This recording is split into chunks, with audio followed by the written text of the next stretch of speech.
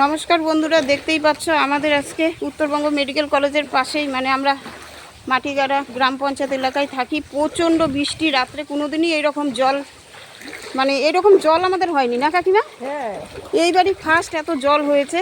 আর সব থেকে বড় কথা, ওইখানে আমাদের ওই পঞ্চায়েত থেকে পাইপের ড্রেন করেছিল, তো ওইখানে বড় একটা চেম্বার আছে। চেম্বার আবার এই বিল্ডিং হওয়াতে সব বন্ধ করে দিয়েছে। জলের ব্যবস্থা খুব খারাপ, জল পাস হচ্ছে না। আমাদের খুব কষ্ট বন্ধুরা, কি করব বুঝতেই পারছি না। আচ্ছা, এটা কাকে জানালে জলের ব্যবস্থা একটু করবে? হ্যাঁ মেশাও, কি হচ্ছে এগুলো? এইরকম তো কোনোদিন হয়নি, এবারই ফার্স্ট মনে হচ্ছে। ও বাবা, কি করে যাবে? ওদিকে রিটার্ন জল এইদিকে আসতেছে, জল বেরোচ্ছে না। হে ভগবান, কি অবস্থা!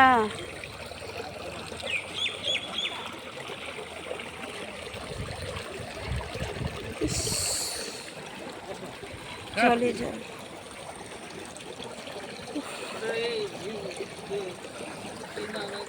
কি